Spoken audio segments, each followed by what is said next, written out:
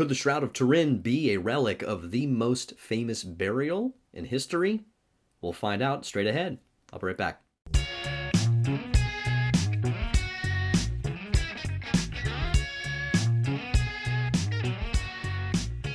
Greetings, Gracious Gang. It's Mike from thegraciousguest.org here with you for another episode of the Gracious Guest Show, where we talk about all kinds of things, faith and culture, literature, movies, food, travel, mysteries, all with the goal of trying to experience more wonder and awe in our lives. And today we're returning to the ever interesting, ever fascinating, increasingly fascinating, I would say, subject of the Shroud of Turin, believed by many to be the authentic burial cloth of Jesus. And this, of course, is an issue that generates no small amount of debate, even controversy. And as you know, many of you on this channel, that we go into this quite a bit. We have different folks on talking about the Shroud and providing different evidence, different perspective on what exactly seems so convincing to them about the authenticity of the Shroud. And so I invite you in the comments section below, or if you want to reach out to me through my website, it's really the best way, thegraciousguest.org, to go ahead and just connect with me if you want to ask any questions, or if you have someone that you would like to see maybe on here, if I can try to interview them, I'd be happy to look into that. So thank you so much for joining us today. Also, please subscribe to the channel if you haven't done so already. Give us a thumbs up, like this video, share it far and wide with someone you think will benefit from it today. It really helps the channel get out there and get to more people. I want to jump into this interview that I did with Nora Creech today, and I'm going to share her biography right here. Nora has been interested in the Shroud since the 1970s when she was in high school. She's extensively studied it as an experienced lecturer on the history, science, and pastoral implications of the Shroud, which, by the way, she mentions here is really her key area of interest. Nora is passionate about sharing the facts related to the mysterious image and connecting it to the gospel message. Nora earned a Master of Arts degree in Faith and Culture from the University of St. Thomas in Houston, Texas, and has attended the course in Shroud Studies offered by the Regina Apostolorum Pontifical University in Rome, Italy. She's a founding member of the National Shroud of Turin exhibit team in Washington, D.C., serves on the board of directors for the Shroud Center of Southern California, where she's at in Bakersfield, California right now, and she has been instrumental in the development of the exhibit, The Most Famous Burial of All Time, the Shroud of Turin, which is what we're going to focus on here quite a bit in this interview. That's at the National Museum of Funeral History in Houston, Texas. So especially anyone watching this and listening in Texas, any friends in Texas, give us a shout out, by the way, down there in the comments if you're from Texas. So let's jump right in without further ado to my wonderful interview with Nora Creech talking about the Shroud of Turin and the burial of Jesus and all things Shroud. Let's check it out. All right. Nora Creech, thank you so much for coming on the Gracious Guest Show. Welcome. Thank you so much for having me. I'm very excited to be here. And well, it's interesting here because this is we're going to get into a lot of different things, but the particular approach here I'm interested to talk to you about is really trying to look at this from this perspective of the most famous funeral, right? Or the burial, we should say, maybe in history, of course, and what we can learn from the Shroud in light of that consideration. But before we get into that, I just wanted to give you the chance, as I always do my guests, to just share a little bit about your own background and anything in particular that then brings us into your experience with the Shroud that might be worth sharing. So. Okay, great. Well, I grew up in Boulder, Colorado, and back in the 1970s, there was a member of my church whose name is Rudy Dichtel.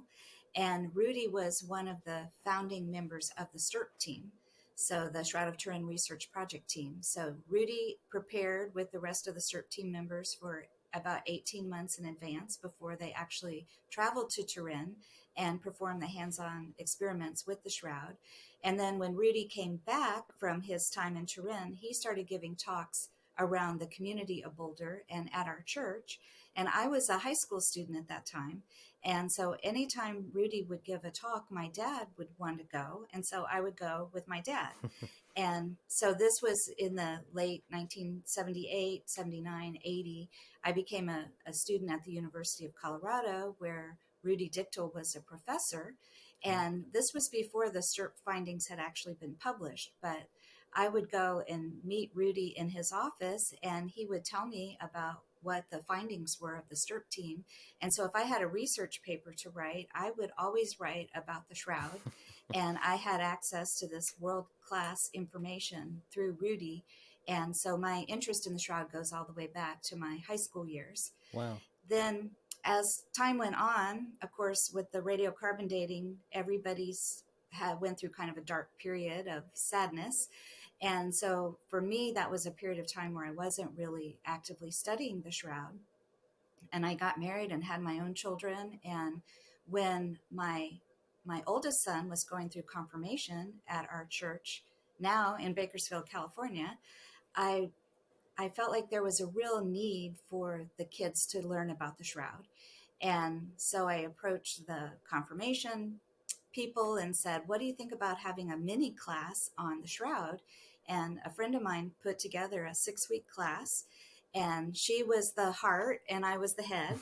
And we talked about the shroud and its relationship to the Gospels. And we developed this course, and the kids really loved it. And it really resonated with the students, the high school students, the confirmation students, especially with the boys, Mm. because it's so graphic and it's so visual and it's very bloody. And so it really piqued their interest, and it helped them to connect to the gospel messages. And so from there, the pastor of my church said, "Well, this is going so well with the kids. Will you start giving these talks to the adults?" And so this was in the like 2008 timeframe. And so I started giving talks to our parish community, and just my interest has kind of grown from there. Mm-hmm. In 2018, I ran across this information about a Shroud Studies course that was being offered online through the Regina Apostolorum in Rome. And it was the first time it was being offered in English. And so I signed up to take the course, and I finished it in 2019. And ever since then, I've been pretty much doing Shroud related activities Wow. on a full-time basis. That's so awesome. I am. I'm planning to do that myself, actually, too. Eventually, it's something I'm really, really interested in. But that is just really fascinating too. I didn't realize that before talking to you here about going all the way back to the roots here. That must have been really exciting, having that sort of like you said, that inside access, so to speak, before those results were really put out there. I imagine being some of the first people to hear, what they had witnessed, what some of those early findings were, must have been really interesting. And was there anything in particular that, because some people seem more interested in some aspects of it than others, or I think all of us are interested in the totality of the mystery, behind everything. But was there anything in particular that really stood out to you initially? Well, Rudy Dictel had, I don't know if you've seen the pictures, but there's a cardboard cutout of the face of the man of the Mm-hmm. shroud, and he had one of them. So it's life size, and it's pieces of cardboard that are cut out based on the VP8 image Oh, right. analyzer results. And so it was very visual to have a three-dimensional piece back in 1978. So that really grabbed my attention. But as far as my personal interest, I'm very much interested in the pastoral side of the shroud, connecting it to the gospel message, because I find when I talk to students in particular, when they see this is Jesus and they say, if this is true, then all of the things that are recorded in the gospels are also true. Mm. So it's really an opening experience for people to connect that all of these mysteries of our faith, the incarnation and the resurrection that we take on faith, they're documented right there for us to see visually in the shroud. And it really has a big impact on people's experience of their faith. Absolutely. I've seen that with my own students more and more too. As I mean, I don't get to talk about the shroud a whole lot in my some of my theology classes, but I build it into. In fact, we just did it yesterday. I build it into this build up to the Easter break, basically, as a way to kind of make it a meditation, which is the goal, and it does seem to resonate with them in that regard. And you mentioned, just backing up a little bit here with the sort of dark kind of period that the 1988 carbon Mhm. dating inaugurated. What was sort of that situation like for you as far as, your own take on it? Did you lose heart specifically with that, or did it just, kind of make you ask more questions? Or yeah, I'm just curious what your own reaction Well, to that was. for me personally, I didn't lose faith in Mm, terms of Jesus being our resurrected Savior, but I do remember the headlines being very disconcerting. mm, The headlines about it's been proven right, to be a medieval forgery, that it was kind of a dark time in terms of studies about the shroud. And it was also a time in my life where I was starting my career, I was getting married, I was having children. So it was also not top of mind for me right, at that time in my life. So, but it didn't change my faith at all. I don't think we need the shroud for supporting our faith. It's just very nice that we do have it and that it supports our faith 100%. right. Well, and with Mhm. that, I think it might be a good, time to just share here a little bit about maybe your involvement with this National Museum for Funeral History, which again I came across sort of through friends who know you or have had correspondence with you, and kind of gave me a heads up. And this was just an interesting thing. I hadn't, first of all, I didn't know there was a National Museum of Funeral History. It's of course in Houston, Texas, and all the links and everything I'll have down below for folks to check this out. But just to mention, at the time of this recording, or at least the date that this particular episode is going out, it's just in a few days, basically, here that this is opening in Houston, Texas. So we want to continue to encourage anyone who's in the immediate area or within reasonable driving distance, or if you can get there, and then certainly for the long term, to be able to go there and check this out and to make a plan to do that. But yeah, do you want to just maybe fill us in a little bit here about what this exhibit is really all about, and some of the particulars? Sure, I'd love to tell you. This is sort of a lot of divine intervention has been involved in this exhibit really from the very beginning. So, the National Museum of Funeral History is a very special place. It documents the history of death care, and it's something that we don't talk about very often in our culture, but it's a reality that everyone faces, and the everyone becomes spiritual in some way or another as their death approaches. So the funeral museum is not a it's not a spiritual place per se, it's a secular space, and it documents the history of the funeral industry within the United States. Hmm. But in addition to that, it has these fabulous exhibits on cremation, on embalming, and one of their premier exhibits is on the burial of the popes. Yeah. And it really showcases the burial of Pope John Paul II, and now it's also been updated to reflect the burial of Pope Benedict. So it's a great place to go to learn about all kinds of things, and then also to have conversations about death, because it is a reality that everybody needs to be prepared for. So that's the little background about the museum. And at the way I got involved in this, I was living in Houston in 2018, and that's when I started taking the Shroud Studies course. And it was the first time it was offered in English. And there were two people taking it in English. And it just so happened that we both lived in Houston. It just so happened. And so Father Andrew Dalton, who was the instructor that of the course that we were both taking, he connected us to each other. And the other person turned out to be a deacon. His name was Deacon Jared Lohr. He's since been ordained. He was ordained on May 4th, which is the Hmm. feast day of the Holy Face. So Yeah. he was ordained in 2019. He and I met, and we just were shroudies. You know, we had a heart connection because we both love the shroud so much. And he was in a posting with his as a legionary in Houston, where he was ministering to the homeschool community, and he was taking a group of homeschool students to visit the museum to see the Pope exhibit. And as he was in the museum, he ran into the curator of the museum, the president and CEO, and also the curator. Her name is Genevieve Keeney. And Genevieve is not regularly in the museum because she has tasks Right. outside of the museum, but that day she was. And she literally ran into, now he's Father Jared, in the museum. And they started talking, and Father Jared asked her, well, have you ever thought about having an exhibit on the shroud here? And Genevieve tells the story frequently that she said, no, but tell me more. And she said she had heard about the shroud in the past, but she wasn't 100% sure what it was. But she said, tell me more. And so Father Jared set a meeting up between Genevieve and myself and him. And we started talking about this idea early in 2019 about having this shroud exhibit. And so we started putting the wheels in motion, and we had our capital campaign kickoff planned for March of 2020. And Father Dalton was coming from Rome to be our speaker to kick off the capital campaign. And of course, none of that happened. Yep.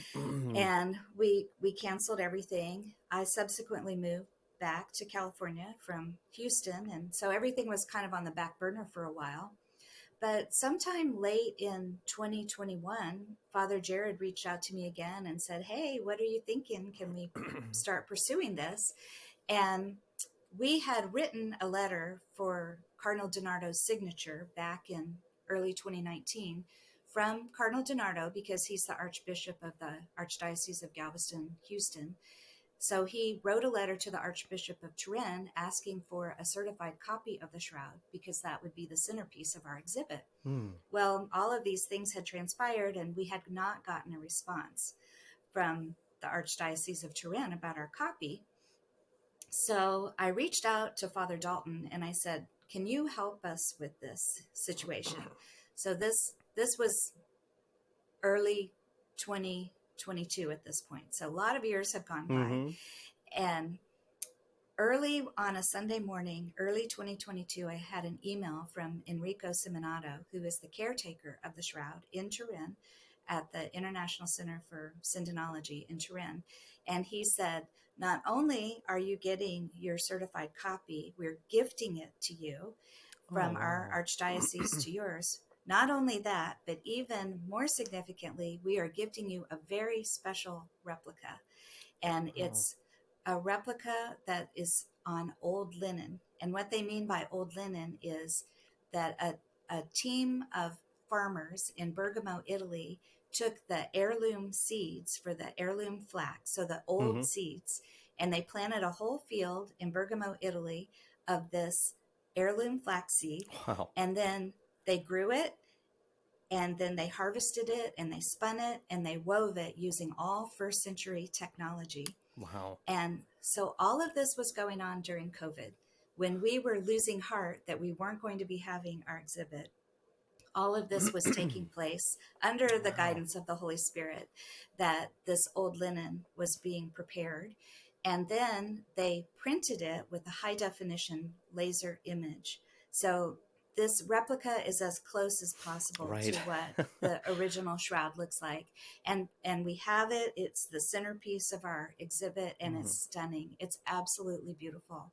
So you see the Passion of Jesus in vivid color. I mean, it's the Passion written in blood, Right. but it's on this beautiful, beautiful fabric that really captures that expensive fabric that Joseph of Arimathea bought for the burial of Jesus. So that's the centerpiece of our exhibit. And so obviously we're very excited for people to come and see it and to share it. Oh, as well you should be. And again, this is going to be a permanent exhibit there in Houston at the museum. Yes, and it's very exciting because it's a secular space. So people are going to come and see the shroud and learn about the shroud replica. I have to be clear about that. And it's going to be people that would never have heard about it in any other venue, because it'll be, and the museum attracts people from all walks of life, all different kinds of spiritual backgrounds, religious backgrounds, no religious background. So it's going to have a new audience of people that will be learning about it. No, that's something I hadn't thought of before, and it's just coming to me as you're talking here about this. It's just thinking, wow, that is, because you could have the best shroud presentation with all the facts and all the details and all the things that should really amaze somebody, but it's being given at the local parish. or it's being given at the diocesan center or some retreat center. And, just there's any number of people that won't even consider looking at something like that, because of perceptions of affiliation and all that kind of stuff. And that is just, I hadn't thought of that detail. That's very providential, I think. I think so. And then the other piece of the exhibit that we're very excited about is that Rudy Dictel, who is my friend from Colorado, he has donated all of his personal collection to the museum. Wow. And so his notebooks from all of those months of preparation that I mentioned earlier, all of the studies that the STRP team did, all of his notebooks are now a part of this collection. One of the things I was most excited about when we went through his files was I was pulling things out of the boxes that he sent, and there was a piece of Mylar that was folded up in amongst the files. And this Mylar is a great connection for Houston because it was donated to the STRP team from NASA. And what the Mylar was used for, they had prepared a steel table for examination of the shroud. And they were concerned that there may be things that would accumulate on the steel that would potentially contaminate the shroud fabric. And, these STRP scientists, they really thought of everything. So they had this Mylar cover that they put over the examination table, and that would protect the shroud from any potential contamination. So we have this Mylar that was in contact with that touched the shroud. Yeah. Yes, that will be in our exhibit. And then Barry Schwartz has loaned us from his personal collection some of a magnet that was used to hold the shroud to the table with the Mylar. And then also from the Stera collection, the Shroud of Turin education research arm of shroud.com, they have loaned us I'm losing the name of it right now. It's what they use the torque applicator that they used when they did the sticky tape samples, the STRP team.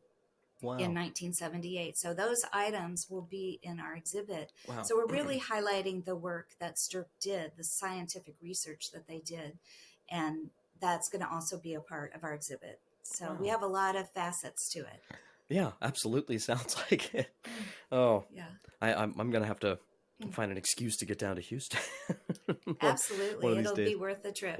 I haven't been to Texas since the Army days. I was there quite a bit back in the day, but no, this is just so really interesting. And again, I direct people to the links we have below to check that specifically out. But with, you mentioned about the night with the experts that you're having, which again, at the time of depending on when people are watching this or listening to this, they might not be able to make it, of course, to that. But is there anything in particular, from your relationship with Rudy over the years, sort of after, maybe the carbon dating and then more recent discoveries and that sort of thing, his own sort of interest or his own ongoing, any research or things that he likes to kind of point out or really after this many years, thinks is particularly significant? I asked him that question recently because he's in his mid 80s now, so he's not actively giving presentations like he used to, although he is coming to Houston, and there will be the evening with the experts that you mentioned on April 27th. Rudy and Barry Schwartz will be sitting down and talking about their experiences as members of STRP, and we will have that recorded, so it'll be available on the museum website in the future. So I asked him that question kind of preparing for this evening that's coming up. And he had told me a story that I remembered from back when I was a teenager.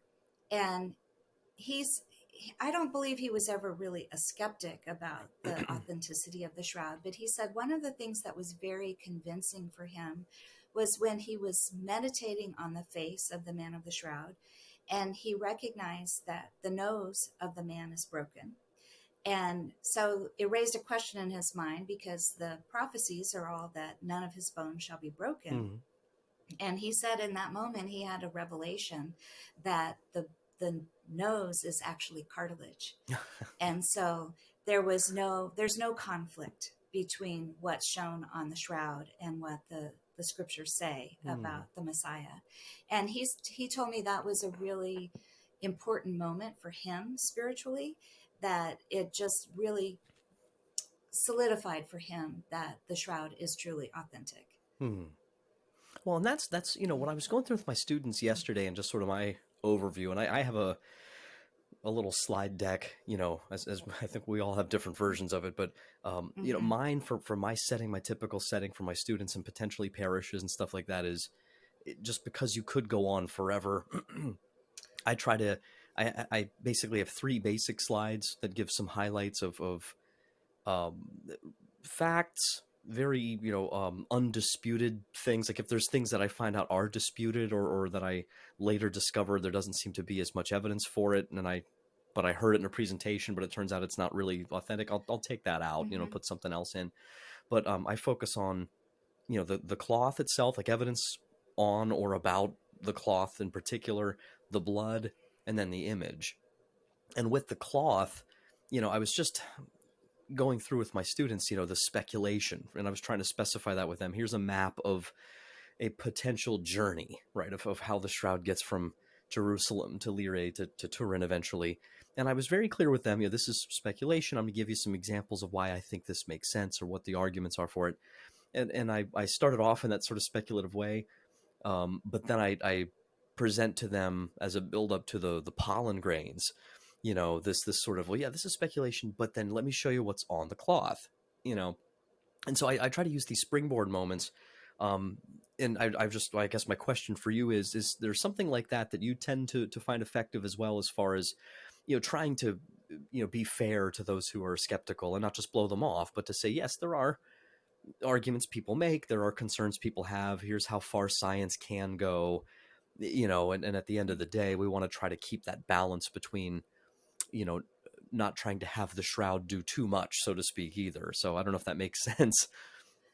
Well, I have a couple thoughts Yeah. related to what you're saying. One is, sometimes when I talk to people about the shroud, they're maybe not skeptical, but they think that maybe it's against the teaching of the Bible, in terms of, we don't need to have this kind. Faith is a gift, Mhm. and it's a gift given to us from God through the Holy Spirit, and we don't have to have proof that our faith is true, because we have the con, con, we're convinced by Right. the Holy Spirit.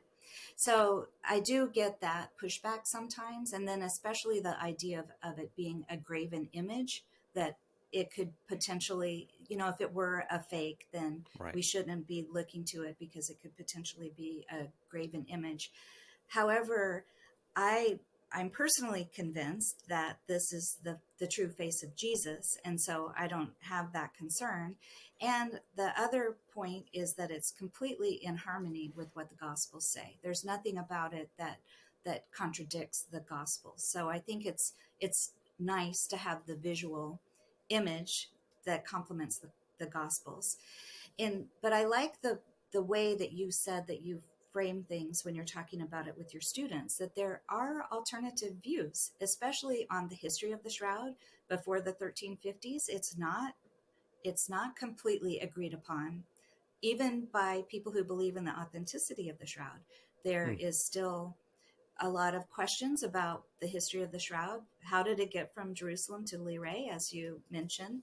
And that's actively being worked on by historians Right. and various scientists. So I do think it's important to acknowledge that we don't have all of the information about the shroud. And I don't like the term proof of the resurrection. I like to say that it's convincing Hmm. that the resurrection occurred exactly as the scriptures say they did. But at this point, I don't think proof is the correct word to use about that. And then a third thing I wanted to say in response to what you said is that you are careful to present the information that is widely agreed upon. And so that kind of leads me into another project that I'm helping out with. And that is that there's a team of people that have put together the National Shroud of Turin exhibit.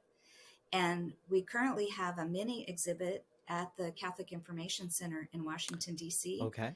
And this mini exhibit right now is just a shroud replica with some information that explains about the shroud to visitors. But our goal is to have a permanent exhibit in our nation's capital that would would include more information than just a replica. But right now, we're thrilled that we do have this. It just opened. In fact, the grand opening was on March 28th, and Okay. there was a beautiful article about it in the National Catholic Register about the grand opening of this mini exhibit. Where is But that in Catholic it, Information Center, Nora, by the way? Like in DC it's at specifically? 1501 K Street, K Street. Okay. North. Yes, I can't Okay. remember. I think it's Northwest. Yeah. So it's in downtown DC. It's in the Catholic Information Center has a chapel, and it's the closest tabernacle to the White House. Right. It's 3/10 of a mile away from the White House. Okay. Yeah, I went to And college in DC, and I my reserve unit was down there for many years. I haven't been there in a while. We're going in a few okay. weeks with a field trip, but I don't know if we'll be able to get over there. We're doing something different, but I'll have to Oh, make it okay. back. Yeah. It'd be nice if you could drop in. They have daily Yeah. mass at noon, Yeah. and the replica that's there is on loan from the Museum of the Bible. Oh, right. So we Okay. have I this was wondering if it was great affiliated with partnership. that Museum of the Bible. Right. Yes, because the Museum of the Bible hosted a temporary exhibit that closed in July of 2022, but the replica was gifted to them from the same people, the Turin authorities, and so they have loaned that to our exhibit Oh, wow. for display at the Catholic Information Center. So that's what's on display there right now. Wow. And again, it's a beautiful replica. The one that's on display there is on cotton. It's not the old linen like we will be having in Houston, but it's nonetheless absolutely Right. beautiful replica. But I'm saying all this as a lead up to not only do we have this goal of having an exhibit, a permanent exhibit in the nation's capital, but we also have this goal of having a center that would connect all of the people around the country that are talking about the shroud so that Yeah. everybody could have access to the latest information, that it could be curated because, as you know, there's so much information out there, it's hard to get through it all, and that best practices could be shared so that everyone is giving a consistent message. We have resources available to us. We can support each other. We can pray for each other, Yes. and Yeah. that we have this opportunity to share consistent information about the shroud throughout the country.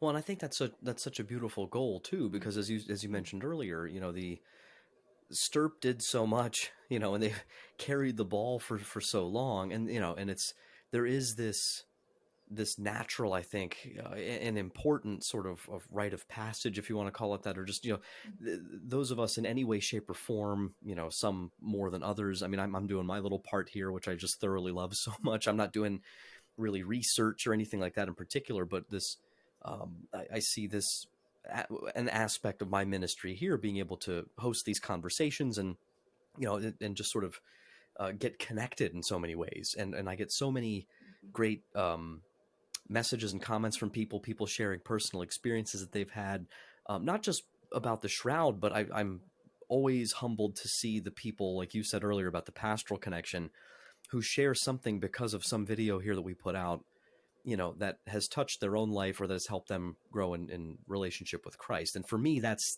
the most important thing, as you said, right? Mm-hmm. Um, and so let me ask you a little bit here about maybe some particulars on the shroud, after your own, experience here and study, and going through the Shroud Studies certification program and everything. What are maybe, not to narrow it down too much, but I don't know, maybe say your top three or four. I don't know if we have a couple more minutes here, if you don't mind sharing, just maybe like, a couple of the particular features or details that we've discovered about the shroud, that have really been either game changers for you or ones that you just keep coming back to that are just profound. Well, the things that really grab people's attention when I do talks is, first of all, the cap of thorns. People are always surprised to learn that it wasn't a nicely woven crown of Right, thorns, little but that it was a tiara. cap. Yeah. Yes, Yeah. and I always try to tie the cap of thorns into a theological reflection about why Jesus was crowned with thorns in the first place. And that could be a whole 2-hour lecture in and of itself. But I think for people who have grown up in a Catholic home in particular, where you're used to having a cross with a corpus on it, and we're used to seeing Jesus with a crown of thorns on these crucifixes, that we've gotten we take it for granted. that you see, oh, he's got a crown of thorns, that's normal. Right. Well, in fact, Jesus was the only person in history that we know of who had this cap or crown of thorns. And the theological significance of that you can trace through all the way back to Genesis, to the fall, when the ground was cursed, and the curse was that from now on you will produce thorns and thistles. Mm. And that's precisely what's put on Jesus' head. So the consequence of sin is thorns and thistles. And we see Jesus wearing that consequence of sin all the way to the cross. Wow. And so that's one that really jumps out at people. And there's a lot of theological reflection you can do on thorns and thistles. And then also tying it to the scapegoat.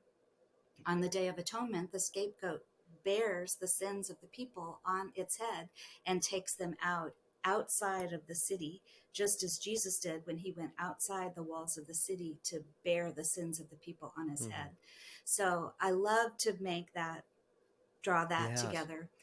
Another tidbit like that is the side wound. The Gospel of John is very emphatic that blood and water poured out when Jesus' side was pierced. He doesn't just say it once, he says it 3 times. And he stops his narrative to say, an eyewitness has seen this. And he says he's telling us this so that we will believe. Mm. And I feel like this is such an important point for a 21st century audience, because the STIRP team, they photographed the shroud under ultraviolet light.